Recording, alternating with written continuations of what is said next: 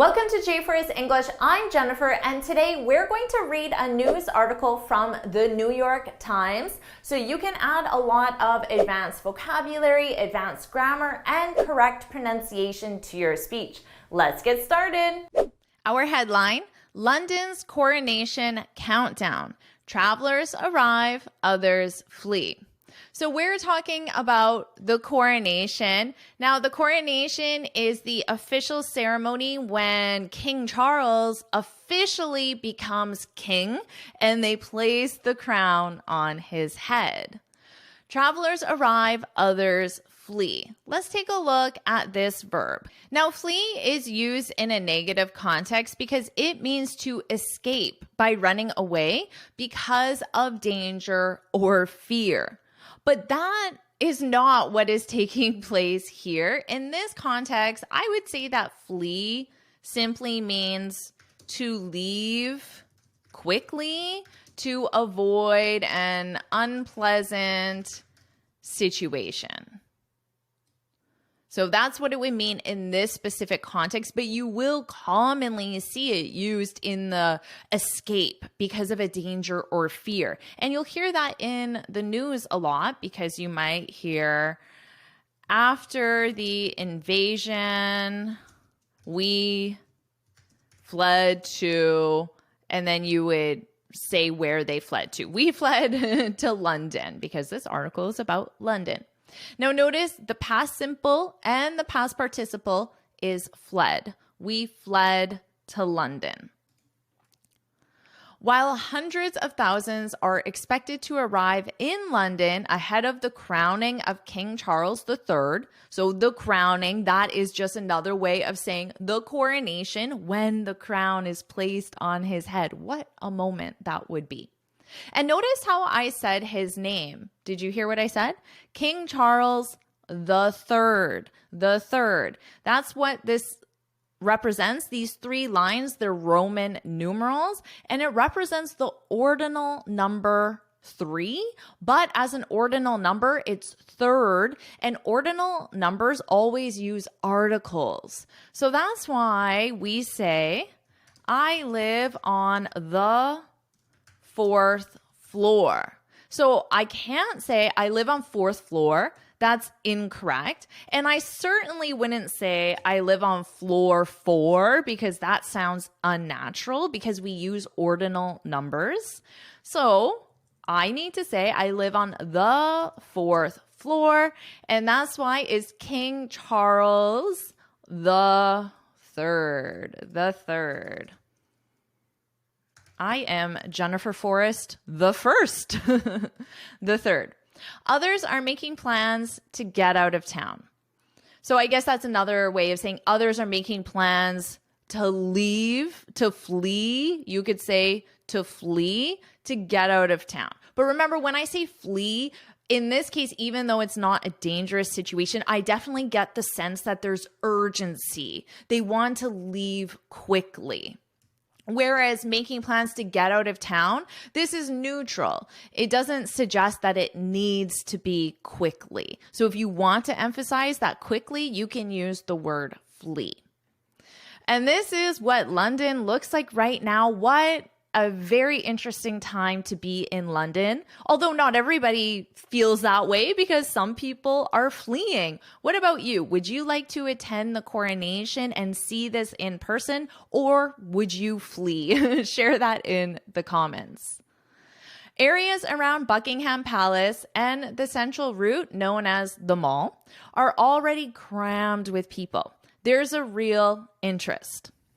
Crammed with people. Crammed, this is another way of saying many people in a specific space. So within that space, whatever that space could be, the space could be huge or the space could be tiny. But if it's crammed, it means there are many people in that specific space. You can say crammed. Another very common one, and to be honest, I would say more common, is packed. And that's the one I generally use, although I have used crammed as well. So you could say, The conference was packed. The mall or the movie theater, I'll say movie theater, was crammed. So it means there were a lot of people in these specific spaces.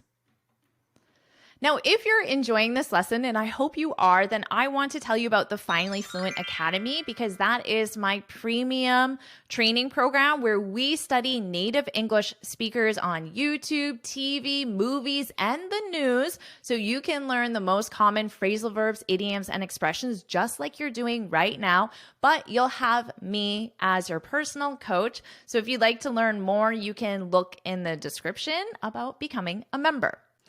All right, U.S. travelers, Britain's biggest inbound market, are expected to lead next week's swell of arrivals.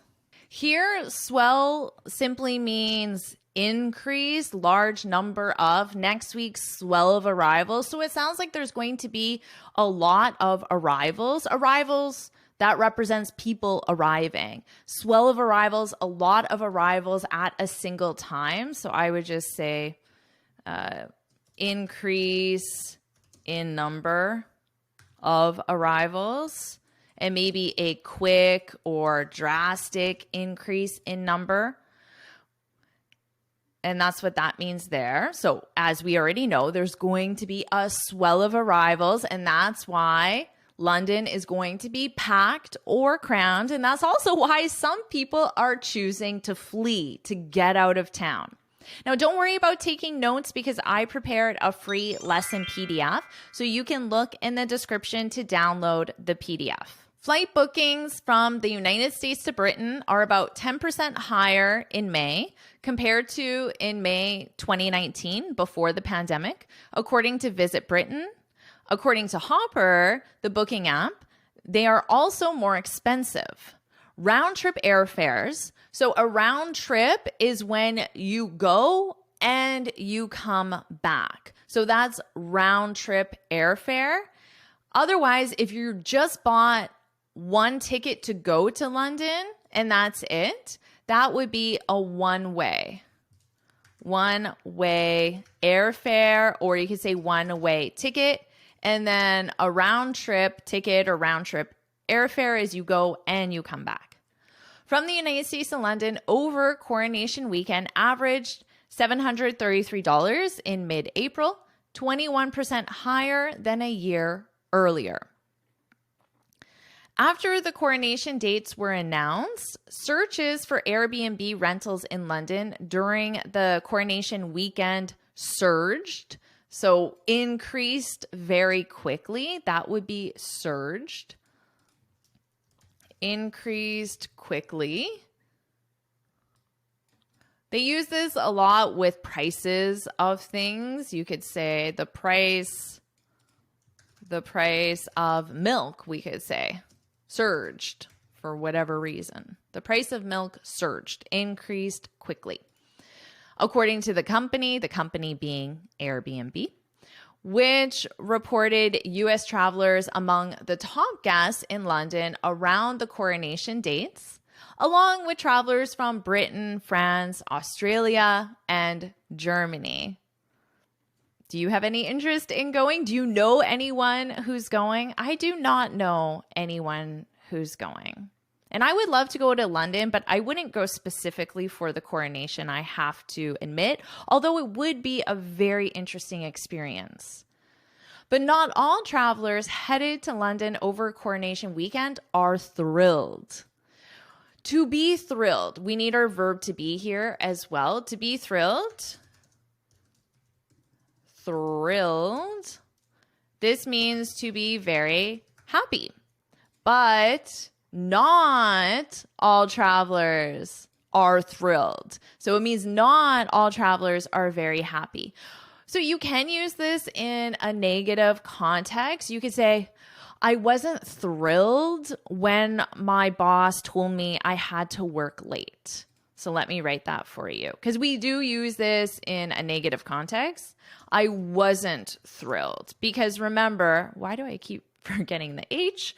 thrilled with an H, thrilled. I wasn't thrilled because the expression is to be thrilled. So this is in the past simple, and this is my verb to be conjugated in the past. I wasn't thrilled when my boss told me I had to work late. I wasn't thrilled. But on the other hand, I was thrilled when I got a promotion. So of course you can use it in the positive as well. Laura Aviti, not sure how to say this last name. Aviti, I will say. Laura Aviti, a youth fitness instructor living in Houston, was disappointed to find out that her family vacation to London, which she booked last July, coincided with the festivities. Oh, that's a good point. I would be disappointed too, most likely. The verb here is to coincide,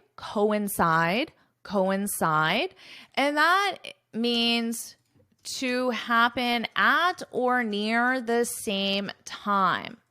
So let's say you're planning a trip to London and then you find out one of your good friends from another country is also planning a trip to London. You could say, I hope our trips coincide, which means I hope we go at the same time, or if our trips coincide, we'll have to get together, which means we'll have to arrange to see each other and go out for lunch or do something together. If our trips coincide, we'll have to get together. So her trip that she booked a year ago before she knew about the coronation coincides with the festivities. The city is going to be packed. Remember I told you that crammed, commonly we use pack. Now, this is interesting because Laura Aviti, she's an American. So maybe it's possible that crammed is more popular in British English. I'm not sure. And packed is more popular in American English. I personally use packed a lot more than crammed, but you could absolutely use either. And it's not ideal, which means she is not thrilled about this. Miss Aviti said, it really doesn't interest us. You could say she's not interested in the coronation.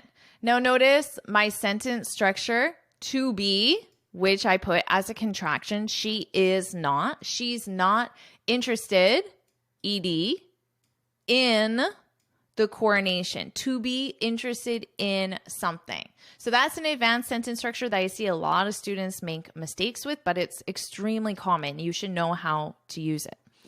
Despite booking early, 2 separate Airbnb hosts canceled Miss Aveti's reservations in central London, leaving her scrambling. So this is a negative adjective. If someone is scrambling, it sounds like they're trying to do many different things in a short period of time, or they're trying to solve a problem in a short period of time. The dictionary definition is a hurried attempt to get something. So like I said, move very quickly.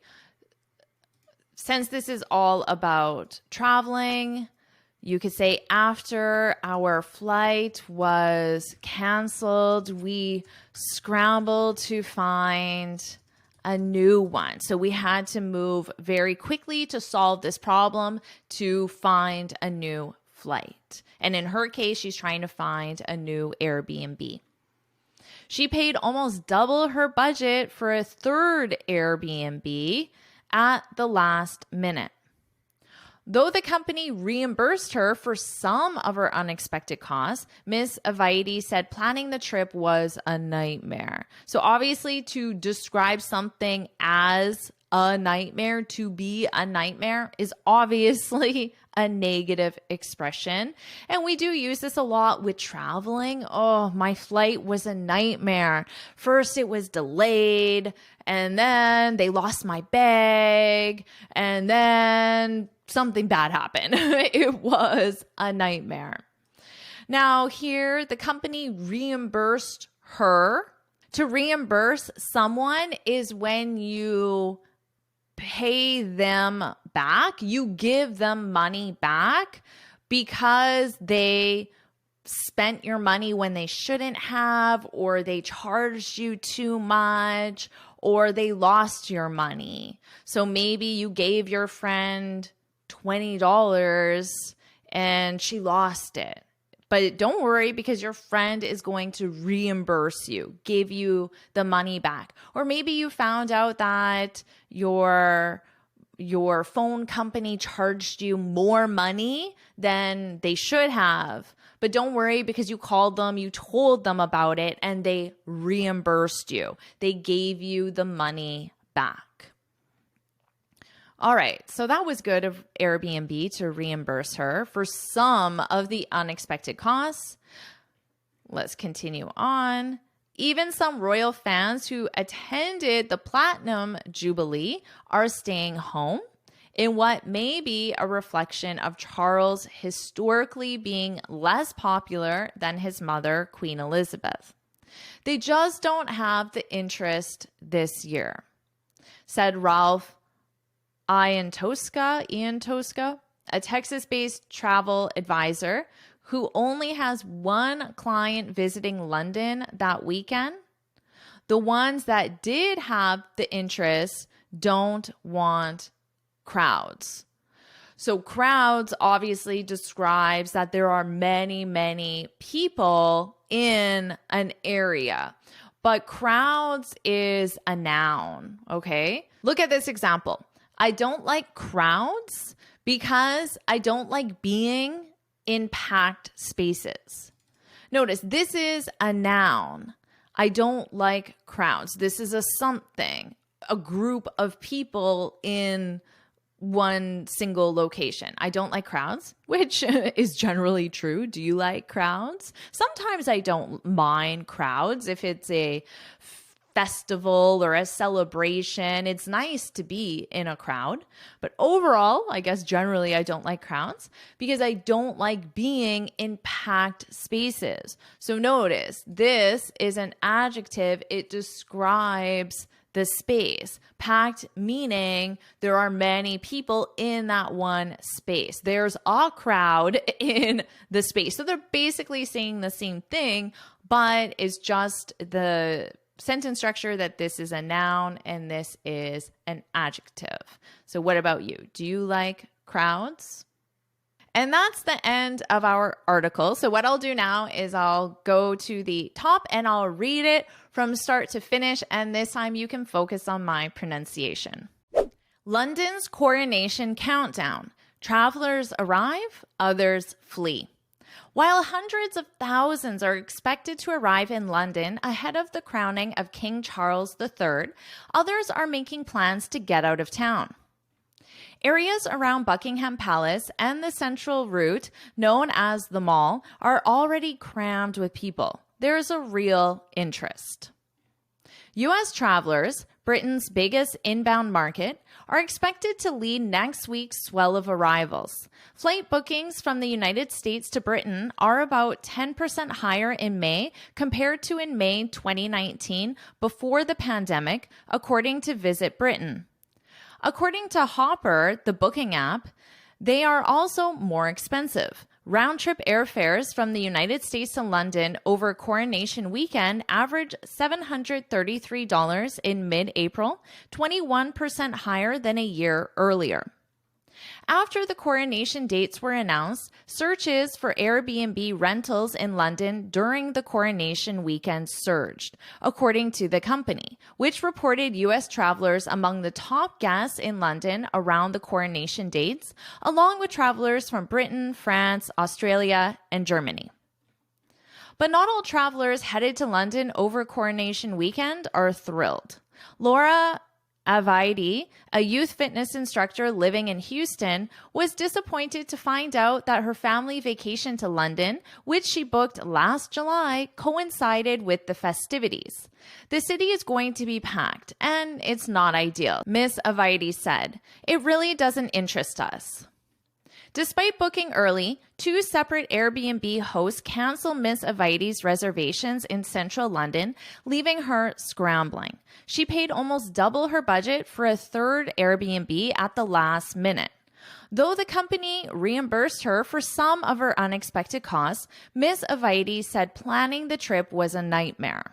Even some royal fans who attended the Platinum Jubilee are staying home, in what may be a reflection of Charles historically being less popular than his mother, Queen Elizabeth. They just don't have the interest this year, said Ralph Iantosca, a Texas-based travel advisor who only has one client visiting London that weekend. The ones that did have the interest don't want crowds. I have more articles on the royal coronation, so make sure you subscribe to get all of those articles. And you can get this free speaking guide where I share 6 tips on how to speak English fluently and confidently. You can download it from my website right here. And why don't you get started with your next lesson right now?